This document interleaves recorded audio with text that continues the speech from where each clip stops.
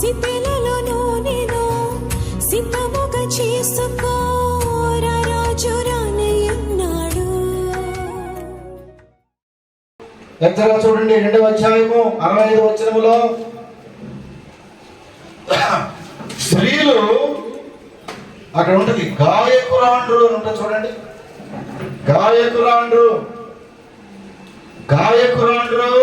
పాటలు పాడి ప్రభువును స్తుతించారు. ఎత్తరా కాలంలో స్త్రీలు దేవుని పాటలతో స్తుతించారు. మిరియాము దేవుని పాటలతో స్తుతించింది, దేవాలయ పాటలు పాడుతూ స్తుతించింది. గొలియాతు టైములో గాయకురాండ్రు పాటలు పాడుతూ స్తుతించారు. దావీదుకు 10,000 కొలది, సౌలుకు 1,000 కొలది స్తుతులు చెల్లించారు. ఎంత చక్కని పాటలు ప్రియులారా, ఎంత చక్కని పాటలు. సమయం లేదు మనకి ప్రియులారా, ఇంతకంటే ఎక్కువ లోపల వెళ్ళదు. కానీ దయచేసి వినండి, దేవుని మందిరములో పాటలు పాడాలి. ముఖ్యంగా స్త్రీలు, పురుషులు కూడా పాడారు పాటలు.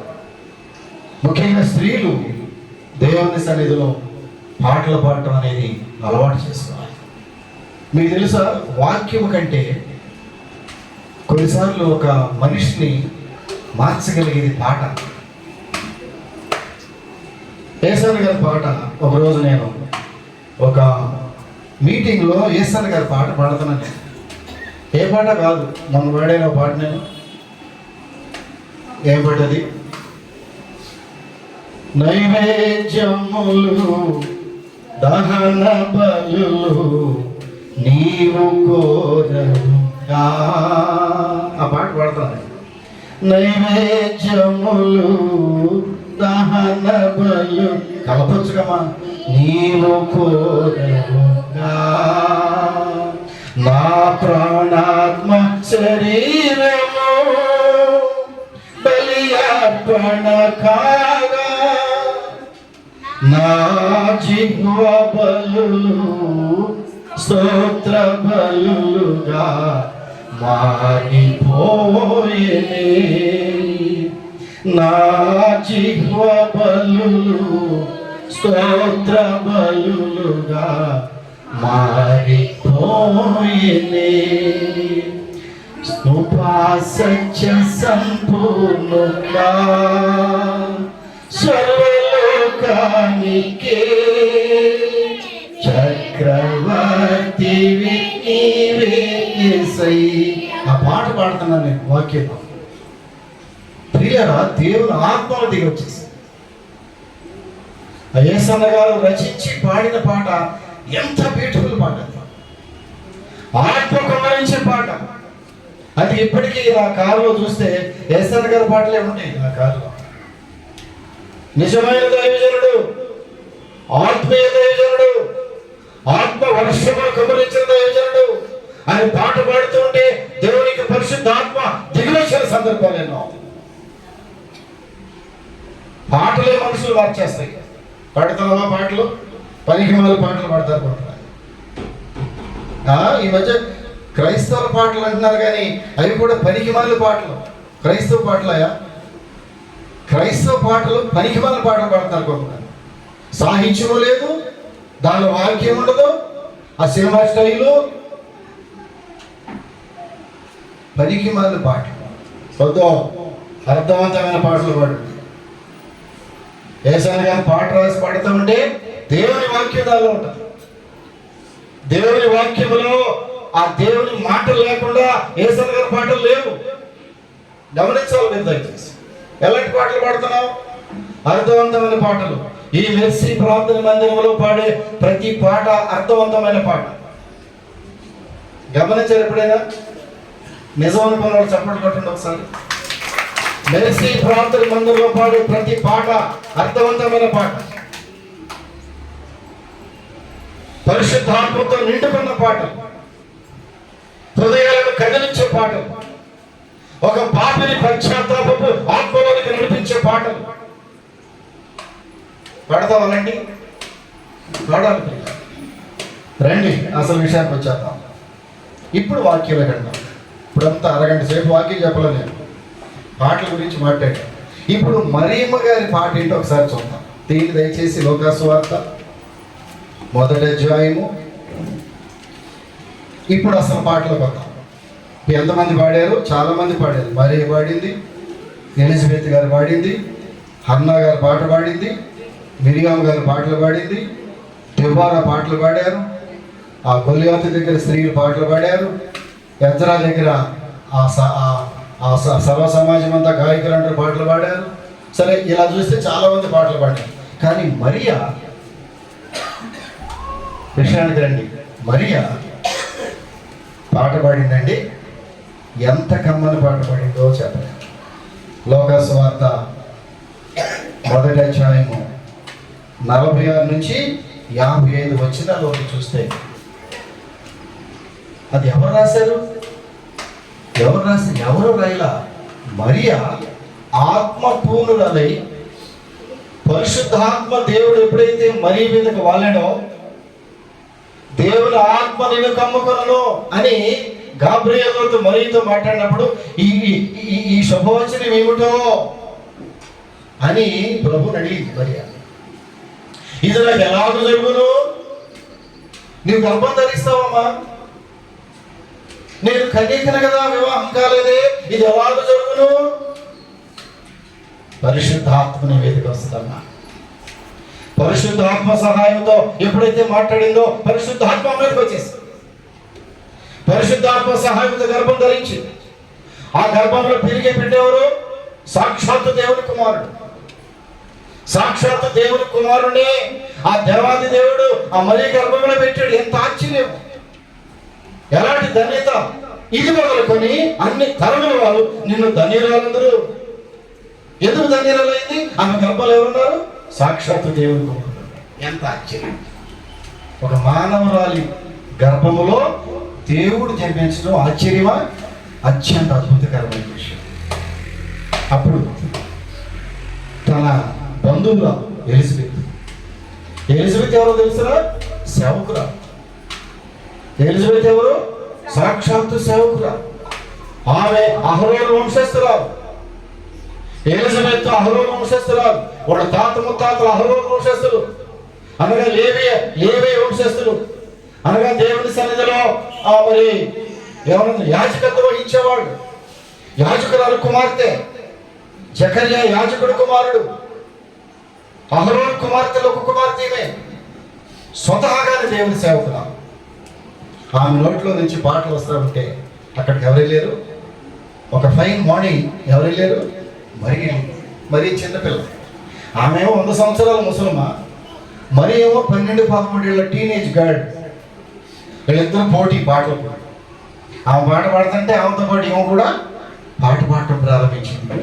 ఎవరు రాశారు పాటని? ఎవరో రాయిలా, ఇద్దరు వాళ్ళే రాసుకున్నారు. మరియా ఎవరో రాసిన పాట పాడలేదు. చదవాలి దయచేసి లోకాసు వార్త మొదటి అధ్యాయంలో. మరియా పాట ఎవరో రాయలేదు. ఆమె స్వయంగా తన నోట్లో నుంచి అప్పటికప్పుడే పాట వచ్చేసిందమ్మా. ఆ కవిత్వం అప్పుడప్పుడే వచ్చేసింది. మరియా నోరు తెరిచి మాట్లాడుతుంటే కవిత్వం జాలువారుతో వచ్చేసింది. ఇప్పుడు ఆ కవిత్వంలో 2 మాటలు చెప్దాం అనుకున్నాను. మరియ పాటలు అమ్మా, ఈరోజు నేను ఎందుకు ఆశపడుతున్నానంటే మరియ పాట ఒక్కసారి విందాం. మరియ ఏమని పాడింది తెలుసా? మూడు ప్రాముఖ్యమైన అంశాలు దాంట్లో ఉన్నాయి మరియ పాటలో. ఒకటి, మరియ పాటల విశేషాల్లో 49వ వచనం. అమ్మా, ఇప్పుడు నేను మరియ పాట చూస్తాను. మరియమ్మ గారు పాడిన పాట. ఆ పాటలో 49వ వచనాన్ని జ్ఞాపకం చేసుకుంటే, సర్వశక్తిమంతుడు నాకు గొప్ప కార్యములు చేశాను. చూడండి అమ్మా, మరియా పాట పాడిందంటే అర్థవంతమైన పాట పాడింది. మరియ పాటలో ఉన్న అంశాలు చూస్తే, ఒకటి, మన దేవుడు సర్వశక్తివంతమైన దేవుడు. నంబర్ 1, మరియ పాటలో మొదటి వచనం ఏం పడిందంటే, మా దేవుడు సర్వశక్తివంతమైన దేవుడు. అర్థవంతమైన పాట. సాహిత్యం చూడండి ఎట్లా ఉందా. ఎవరు రాశారు? మరియే రాసింది. తనే రాసి తనే పాడింది. రచన, స్వరకల్పన, సంగీతం వగైరా అన్ని ఆమె రాసి, ఆమె స్వరకల్పన చేసి, ఆమె పాడింది. మరి ఇన్స్ట్రుమెంట్ ఏమైనా వేస్తున్నారో నాకు తెలియదు. ఏం పాడింది చూడండి, సర్వశక్తిమంతుడు నా దేవుడు. నంబర్ 1 రాసుకున్న పాయింట్. మరి ఈ పాటలో మొదటి పాయింట్ ఏంటంటే మన దేవుడు సర్వశక్తివంతమైన దేవుడు. చెప్పండి పెట్టాలి సార్. మన దేవుడు ఎవరంటారు? మరి మాట్లాడుతుంది చిన్నపిల్ల, 12 ఏళ్ల పిల్ల మాట్లాడుతుంది నీతో. నా దేవుడు ఎవరంటే సర్వశక్తి కలిగిన దేవుడు. ఆయన శక్తి ముందు ఈ లోకంలో ఏ శక్తి కూడా నిలబడలేదు. నా దేవుని ముందు ఏ శక్తి నిలబడలేదు. సర్వలోకము ఆయన ముందు మోకాళ్ళు వంచవలసిందే. అంత శక్తివంతమైన దేవుడు మన దేవుడు. తెలుసా నీ దేవుడు ఎవరు? మరీ చెబుతుందమ్మా చిన్నపిల్ల, నా దేవుడు ఎవరో తెలిసిన సర్వశక్తివంతమైన దేవుడు. ఆయన సర్వశక్తుడు. అబ్రహాం అంటాడు, అబ్రహాంతో దేవుడు మాట్లాడుతున్నాడు, సర్వశక్తి కలిగిన దేవుడు. ఆదికాండము 17వ అధ్యాయము 1వ వచనం చూసినట్లయితే సర్వశక్తివంతుడు నా దేవుడు. నిర్గమకాండం 6వ అధ్యాయం 3వ వచనం చూస్తే సర్వశక్తివంతుడైన దేవుడు. ప్రకటన గ్రంథంలో 15:2-3 వచనాలు చూస్తే నా దేవుడు సర్వశక్తివంతమైన దేవుడు. చాలా మంది అనుకుంటారు అందరి దేవుళ్ళతో పాటు మా దేవుడు కూడా మంచి దేవుడు అండి. కాదో ప్రియ సహోదరుడా, నీ దేవుడు ఎవరో తెలుసా? ఎక్కడికి వచ్చావు నీవు? ఎక్కడికి వచ్చావు? మామూలు దేవుని దగ్గర రాలేదమ్మా నువ్వు. కూర్చోవాలి. హలో, మామూలు దేవుని దగ్గర రాలేదమ్మా నువ్వు. నీ దేవుడు ఎవరంటే సర్వశక్తి కలిగిన దేవుడు. సర్వశక్తి కలిగిన దేవుడు. భూమి మీదను పరలోకమందును సర్వాధికారులు కలిగిన దేవుడు. ఆ శక్తిని వర్ణించలేము. నీవు పూజిస్తున్న దేవుని యొక్క శక్తిని వర్ణించడానికి నీ శక్తి చాలు. ఎంత శక్తివంతమైన దేవుడు ప్రియులారా. ఆయన అంటాడు సర్వశక్తి కలిగిన దేవుడు. ఆదికాండం 17:1 ఏమన్నాడు చూడండి ఒకసారి దయచేసి. ఆయన సర్వశక్తి కలిగినటువంటి దేవుడు. తర్వాత ప్రియులారా ప్రకటన గ్రంథంలో 15వ అధ్యాయం 2-3 వచనాలు చూస్తే ఆయన శక్తి ఎంత గొప్పదంటే మృగముల దగ్గర మాట్లాడతాడు చూడండి. ప్రకటన గ్రంథము 15వ అధ్యాయము 2-3 వచనాలు చూస్తే ఏమన్నా తెలిసిన అక్కడ, ఆ క్రూర మృగములకును దాని ప్రతిమకును దాని పేరు గల సంఖ్యకును లోబడక వాటిని జయించిన వారు దేవుని వీణులు గలవారై స్ఫటికపు సముద్రము. ఇక్కడ చూడండి ప్రభువా 4వ వచనం చివరిలో, ప్రభువా నీవు మాత్రము పవిత్రుడవు, నీకు భయపడని వాడు ఎవడు, నీవు మాత్రమే పరిశుద్ధుడవు, నీవు మాత్రమే శక్తి కలిగిన దేవుడు, నీవు మాత్రమే ప్రభావం కలిగిన దేవుడు. మన దేవుడు ఎంత శక్తివంతమైన దేవుడు. ఆయన శక్తికి, ఆయన యొక్క మాటకు పర్వతములు మైనమలే కరిగిపోతుంది. సముద్రములు ఘోష ఆగిపోయేటటువంటి పరిస్థితి. ఆయన స్వరములకు అరణ్యములు ఆకులు రాచేటటువంటి స్వరము. దేవుని స్వరము లేడను ఈనజేయ స్వరము. దేవుని స్వరము మనుషులను కదిలించే స్వరము. ఎంత శక్తివంతమైన దేవుడు. మరి ఈ పాటలో ఏముంటుంది అక్కడ? మొదటి మాట సర్వశక్తివంతుడు. రెండో పాయింట్ చూస్తే ప్రియులరా ఆమె మాటలో 2వ మాటలో చూస్తే చూడండి దయచేసి 37వ వచనం చూస్తారా? 37వ వచనమేనా? 37వ వచనమే. దేవునికి సమస్తమును సాధ్యమే అనే మాట ఉంటుంది అక్కడ. సమస్తమును సాధ్యమే. ఆయనకి సమస్తము. దేవుడు చెప్పిన ఏ మాట ఏలను నిరర్థకము కానేరదు. నిరర్థకము కానేరదు. దేవునికి, మన దేవునికి సమస్తము సాధ్యమే. సమస్తము సాధ్యమే. మనుషులు అనుకుంటారు మా ఇంట్లో ఈ పని సాధ్యమేనా ప్రభువా? ఈ వివాహం అవుతుందంటావా? ఈ ఉద్యోగం వస్తుందంటావా? ఇల్లు కట్టగలనా? ఈ కార్యక్రమం చేయగలనా నేను? పిల్లలా, ఇది మనుషులకు అసాధ్యమే కానీ దేవునికి సమస్తము సాధ్యమే. చెప్పబడ్డాలందరూ ఇది నాకు అసాధ్యమే లేదు ప్రభువా, నీకు సమస్తము సాధ్యమే. నా రోగము నీకు సాధ్యమే, నా కుమార్తె వివాహము నీకు సాధ్యమే, నా బిడ్డల ఉద్యోగము నీకు సాధ్యమే. దేవుడికి అసాధ్యం ఉంది. కొంతమంది దేవుడు నమ్మరమ్మా, ఏం జరగదు. కొంతమంది దేవుడు నమ్మరు. అరే శక్తివంతమైన దేవుడు, అసాధ్యమైనది ఏమీ లేదు. మరి ఏమంటుంది చిన్నపిల్ల, 12 ఏళ్ల చిన్న పిల్ల పాడుతుంది, ఆయనకు సమస్తము సాధ్యమే. దేవుడు చెప్పిన ఏ మాట కూడా నిరర్ధకము కానేరదు. దేవునికి సమస్తము సాధ్యమే. అబ్రహాం అంటాడు, నీకు అసాధ్యమైనది ఏదైనా ఉన్నదా అన్నాడు దేవుడు. ఆదికాండం 18:14 చూడండి ప్రియులారా. నీకు అసాధ్యమైనది ఏమైనా ఉన్నదా? నీ భారం దేవుని మీద పెడుతున్నావా? నీ బాధను ప్రభువు చెప్తున్నావా? నీ సమస్యలు ప్రభు దగ్గర నిర్వహించుకుంటున్నావా? కొంతమంది డాక్టర్ చెప్తారు కానీ దేవుడు చెప్పరు. నేను ఈ మధ్య డాక్టర్ చెప్పడం తగ్గించి దేవుడు చెప్పడం ఎక్కువైంది. బుద్ధి వచ్చింది నాకు. అరే డాక్టర్ ఎవడ, నామమాత్రపు డాక్టర్, కేవలం పుస్తకాలు చదివి ఆ పుస్తకాలు నాలెడ్జ్తో మందులు రాసే డాక్టర్ నీ జబ్బును ఏం చేయలేడు. కేవలం మనుషులు కనిపెట్టిన ఆ మందులు జబ్బును ఏం చేయలేవు. అలాగే మందులని తీసుకెళ్ళి పరీక్ష లేకపోయింది. మా పాస్టర్ గారు మందులని పారేయమన్నాడు. అటు చేయకుండా మందులు వేసుకోండి. మందులు నేను రక్షించలేవు, బ్రతికించలేవు. నేను అందుకే ఏమంటానంటే, డాక్టర్ గారు ఇటువరకు డాక్టర్ గారికి చెకప్కి వెళ్తే అరిగిపోయిన కాళ్ళకి చెప్పేవాడు, అయ్యా ఇట్లా ఉందయ్యా, నీరసంగా ఉంటుందయ్యా. ఏం పొందలేదు, ఏం చేస్తాడు డాక్టర్ గారు? అయ్యా నీరసంగా ఉందయ్యా, నిద్ర పట్టట్లేదండి అయ్యా. డాక్టర్ గారికి అమ్మా నేను చెప్పేవాడు, నిద్ర పట్టట్లేదయ్యా, తలనొప్పిగా ఉంటుందయ్యా. ఏమంటాడు? స్పెట్స్ మార్చుకోండి. నిద్ర పట్టట్లేదు, మాత్రం వేసుకుని నిద్రపోతాడు. ఇవేమీ నేను బ్రతికించలేను. దేవునికి అసాధ్యమైంది ఏదీ లేదు. డాక్టర్లు నమ్ముకుంటు కంటే నీ దేవుని నమ్ముకోవడం శ్రేష్టం. అంతే దావీదు భక్తుడు అంటాడు, ప్రభా నా కాలగతులు నీ వశంలో లేదు. నేను పరుండుట, కూర్చుండట, లేచుట నీకు తెలుసు ప్రభా. నా ప్రతి కదలిక నీకు తెలుసాయా? నీకు మరుగై ఉన్నది నాలో ఏమైనా ఉన్నదా? ఏమీ లేదు. సమస్తం ఎరిగిన దేవుడు. నా జీవితంలో నీకు మరుగైతే లేదు. నేను దాయవలసిందేమీ లేదు. ఒకవేళ దాచినా నీవు సమస్తం ఎరిగిన దేవుడు.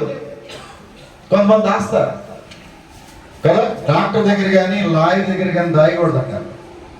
లాయర్ దగ్గరికి దాస్తే కేసు పోతుంది, డాక్టర్ దగ్గర దాస్తే జబ్బు నయమవుతుంది. కానీ దేవుని దగ్గర అన్నీ దాస్తాం. ఎందుకంటే దేవుడి కళ్ళు లేవుగా. దేవునికి చెప్పండి, దేవునికి కళ్ళు లేవా? దేవుడు చూడ ఏమా? మన దేవుడికి ఏ పేరు ఉంది? చూచుచున్న దేవుడు. ఒక ఆమె మాట్లాడింది, చూచుచున్న దేవా, నీవు చూచుచున్న దేవుడివయ్యా. అంతరంగాలు చూస్తావు, మా ఇంట్లో చూస్తావు, మా ఒంట్లో చూస్తావు, అంతరంగంలో చూస్తావు, హృదయాన్ని చూడగలవు, అగాధములు చూడగలవు, ఎక్కడో దాగి ఉన్నది చూడగలవు. చూచుచున్న దేవుడు మన దేవుడు. అసాధ్యమైనది ఏదీ లేదు. మరియ గారు మాట్లాడుతున్నారు, ఆయనకి అసాధ్యమైనది ఏదీ లేదు. మూడవదిగా మరియ పాటలో ఒక ప్రాముఖ్యమైన అంశాన్ని గుర్తు చేసి మనం ఇంటికి వెళ్ళిపోతాం. 49వ వచనాన్ని చూడండి. 49వ వచనాన్ని చూడండి. ఆయన నామము పరిశుద్ధం. ఎక్కడి నుంచి వచ్చింది మాటలు కదా? 12 ఏళ్ల ఒక చిన్న పిల్లకి ఈ పాట ఎట్లా రాసిందంటే, ఎంత చక్కని పాట రాసిందమ్మా. నీ నామము పరిశుద్ధం. నీవు మొట్టమొదటేమో సర్వశక్తి కలిగిన దేవుడు, నీకు అసాధ్యమైనది ఏదీ లేదు. నీ నామము పరిశుద్ధం. ఎవరు చెప్పారండి మాట? మన దేవుడు ఎవరమ్మా? ఆయన పరిశుద్ధుడు. మరీ మాట్లాడుతుంది, పాటే పాడుతుంది, ప్రభువా నీవు పరిశుద్ధుడు అయ్యా, నీ నామము పరిశుద్ధము, నీ పదులు పరిశుద్ధమైనవి, నీ మాటలు పరిశుద్ధము. నీ నాలుక మీద వచ్చే ప్రతి మాట పరిశుద్ధమైంది. నీ మాటలు ఎంత పరిశుద్ధమైనవంటే ఒక మట్టి మూసలో 7 మార్లు కరగబోసి ఘనీభవించినటువంటి మేలిమి బంగారం కంటే శ్రేష్టమైన. ఒక్కొక్కరు మాట్లాడుతుంటే శ్రేష్టమైన మాట, ఒక్కొక్కరు మాట్లాడుతుంటే సంస్కృతం మాట్లాడతారు. ఎవరైనా మాట్లాడతారు ఇంట్లో సంస్కృతం? హలో కుర్రాళ్ళు, సంస్కృతం మాట్లాడతారు ఇళ్లలో. కొంతమంది ఏమి సంస్కృతం మాట్లాడతారో పనికిమాలిన మాటలు నోరు తెలిస్తే కొంత సంస్కృతం వినాలి, సంస్కృతం మాట్లాడరా. మన దేవుడు ఎవరంట? పరిశుద్ధుడు. మన దేవుడు పరిశుద్ధుడు. ప్రియులరా, ఎంత పరిశుద్ధుడంటే చదవండి లేవీకాండము. మరియమ్మ గారు మాట్లాడుతుంది. లేవీకాండము 11వ అధ్యాయము 44వ వచనం తీస్తా ఒకసారి త్వరగా, టైం లేదు. లేవీకాండము 11వ అధ్యాయము 44వ వచనం అంటాడు, నేను పరిశుద్ధుడు గనుక మీరును పరిశుద్ధులైనడి. ఏంటి పరిశుద్ధి అంటే? నీ మాట పరిశుద్ధంగా ఉండాలి. ప్రభు మాట్లాడుతున్నాడు, నీ మాట పరిశుద్ధంగా ఉండాలి, నీ నడక పరిశుద్ధంగా ఉండాలి, నీ ప్రవర్తన పరిశుద్ధంగా ఉండాలి, నీ ఇతరులకు పరిశుద్ధత నేర్పించాలి. మందిరంలోకి వచ్చినప్పుడు నిన్ను నీవు పరిశుద్ధపరచుకోవాలి. దేవుని మందిరంలోకి వచ్చే వారిలోనా మిమ్మల్ని మీరు పరిశుద్ధపరచుకోండి. దురదృష్టవశాత్తు ఈ దినాల్లో పరిశుద్ధత అనే మాటకు అర్థం లేదు కదా. దేవుని మందిరాల్లో కూడా పరిశుద్ధత కనబడటం లేదు. విచారకరమైన వార్త. దేవుని యొక్క పరిశుద్ధ మందిరములో కూడా, వింటున్నారా అందరూ? దేవుని పరిశుద్ధ మందిరములలో కూడా పరిశుద్ధత కొంచెమైనా కనబడటం లేదు. ప్రసంగాల్లో పరిశుద్ధత లేదు, దైవజనుల జీవితాల్లో పరిశుద్ధత లేదు, దైవజనుల కుటుంబాల్లో పరిశుద్ధత లేదు, విశ్వాసుల జీవితాల్లో పరిశుద్ధత లేదు, సమాజంలో ఆ యొక్క క్రైస్తవ సమాజంలో పరిశుద్ధత లేదు, చర్చిలో పరిశుద్ధత లేదు. దేవుని వాక్యం చెప్తా ఉంది, ప్రభువా పరిశుద్ధతే నీ మందిరములకు ఎన్నటెన్నటికి తగింది. పరిశుద్ధత లేకుండా దేవుడిని ఎవరు చూడలేరు. పరిశుద్ధత లేకుండా ఎవరు తన జీవితాన్ని కట్టుకోలేడు. పరిశుద్ధత లేకుండా కుటుంబాన్ని పరిశుద్ధంగా కట్టుకోలేరు. పరిశుద్ధత లేకుండా బిడ్డలను పెంచలేవు. పరిశుద్ధత లేకుండా నీ భర్తను సరైన మార్గంలో పెట్టుకోలేవు. పరిశుద్ధత లేకుండా నీ భార్యను పరిశుద్ధంగా తెచ్చుకోలేవు. ఎన్నటన్నిటికీ పరిశుద్ధతే నీ మందిరానికి, నీ గృహానికి తగింది. మన దేవుడు ఎవరు? పరిశుద్ధుడు. మరీ మాట్లాడుతుంది, ఆయన నామము పరిశుద్ధము. పాట పాడుతుందమ్మా. మరి పాటలో ఎంత చక్కని మాటలు, 4 మాటలే. ఆయన సర్వశక్తి కలిగిన వాడు, ఆయనకి అసాధ్యమైనది ఏమీ లేదు. మరీ చెబుతుంది ఈరోజు అంతా మరీ వాక్యం. ఈరోజు మరి ఆ పిల్ల చెబుతా ఉంది, నీవు పరిశుద్ధమైన దేవుడు. 4 చూసినట్లయితే ప్రియులరా, ఆయన మాట్లాడుతుంది, ఆమె దేవుడు కనికరము కలిగినటువంటి దేవుడు. కనికరము కలిగిన దేవుడు. ఆయన కనికరము చూపేవాడు. ఆయనకు భయపడే వారి మీద 50 వచనము, ఆయన కనికరము తరతరములు ఉండును. కనికరము కలిగిన దేవుడమ్మా. యేసు ప్రభు గురించి మాట్లాడితే ఆయన మొట్టమొదటి నేను చెప్పాలంటే 1వ నంబర్ ఇస్తా దానికి. నేను మన దేవుడు ఎవరంటే కనికరము కలిగిన దేవుడు. అందుకంటాడు కనికరము ఎట్లా ఉండాలంటే, మత్తయి సువార్తలకు వెళ్ళిన 5వ అధ్యాయంలో, మత్తయి సువార్త 5వ అధ్యాయము 7వ వచనం చూడండి. కనికరము గలవారు ధన్యులు, వారు కనికరము పొందుదురు. అర్థమైంది మాట మీకు ఏమన్నా? ముగిస్తున్నాను నేను, వెళ్ళిపోతాం. కనికరము గలవారు ధన్యులు, వారు కనికరము పొందుదురు. దేవునికి కనికరం కావాలంటే ముందు నీలో కనికరం కావాలంటాడు బైబిల్. అందుకని దేవుడు ఒక ఉదాహరణ కూడా చెప్పాడు. మా ఇంటికి వెళ్ళి చదవండి. దేవుడు మత్తయి సువార్తలో 18వ అధ్యాయంలో ఉదాహరణ చెప్పాడు కనికరాన్ని. ఏం చెప్పాడు? 18వ అధ్యాయము 33వ వచనం చెప్తాం, ఒకసారి తీద్దామా? మత్తయి సువార్త 18వ అధ్యాయము 33వ అధ్యాయం. నేను నిన్ను కనికరించిన ప్రకారము నీవును నీ తోటి దాసుని కనికరింపవలసింది కదా. ఒక కథ చెప్పాడు అక్కడ. ఒక కథ చెప్పి ఇంటికి వెళ్ళి చదవండి పిల్లలు. నీవు ఇతరులను కనికరించకపోతే దేవుడు నిన్ను కనికరించడు. నీవు కనికరించబడాలి అంటే ఇతరులను కనికరించాలి. అందుకంటాడు నీవు క్షమించబడాలంటే ఇతరులను నీవు క్షమించాలి. నీవు క్షమించకుండా దేవుడు నిన్ను క్షమించడు.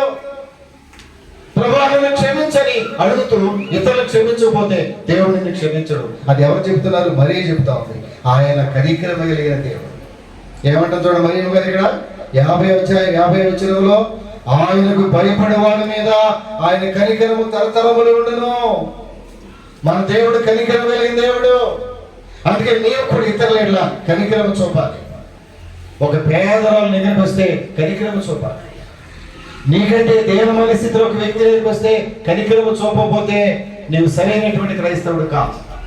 క్రైస్తవులకు ఉన్న మొట్టమొదటి లక్షణాల ప్రియులారా, ఇతరులను కనికరించాలి మనం. అదే దేవుడు మనకు నేర్పించేది. మరి గారు చెప్పింది, ఆయనకు భయపడే వారి మీద ఆయన కనికరము తరతరములు ఉండును. ఆఖరిగా మరీ చెప్పిన మాట ఏంటో తెలిసిన 52వ వచనం చూడండి ప్రియులారా.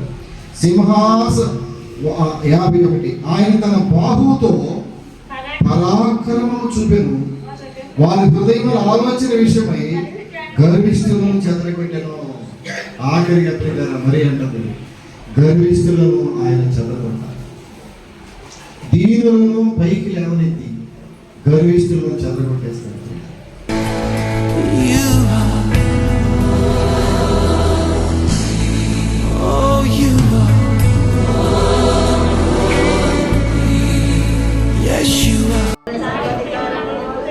పరిశుద్ధుడా, ప్రేమ కలిగిన మా పరలోక తండ్రి, నీ పరిశుద్ధ నామమును బట్టి వందనాలు. ఈరోజు మాకు ఇచ్చిన వర్తమానం బట్టి వందనాలు ప్రభువా. మరియా ఎలిజబెత్ ఇద్దరు కలిసి ఎంత చక్కని పాటలు పాడారు. మరియా వలె మాకు పాటలు పాటలు నేర్పించండి. మిరియా వలె పాటలు పాటలు నేర్పించండి. హన్నా వలె పాటలు పాటలు నేర్పించండి. దేవారా పాడిన పాట మాకు నేర్పించండి. ఎంతమంది నీ సన్నిధిలో పాటలు పాడారు ప్రభువా. మరి అయితే అర్థవంతమైన పాట పాడేది. ఆ పాటలో ఎన్ని గొప్ప సత్యాలు బయటపడింది, ఎన్ని గొప్ప విషయాలు మాట్లాడింది. అలాంటి పాటలు పాడే బిడ్డలుగా మా సంఘాన్ని చేయండి. ప్రతి నీ కార్యం తర్వాత మేము పాటలు పాడాలి. నీ చేసే ప్రతి ఆశ్చర్య కార్యం తర్వాత మేము పాటలు పాడుకోవాలి ప్రభువా. అలాంటి హృదయాలు మాకు దయచేసి నిన్ను స్తుతించే గొప్ప భాగ్యం మా బిడ్డలకు మాకు దయచేయాలి. నిన్న వాక్యానికి ముద్ర వేసుకుని చూపించాలి. యేసు నామమున అడుగుచున్నాము తండ్రి, ఆమేన్.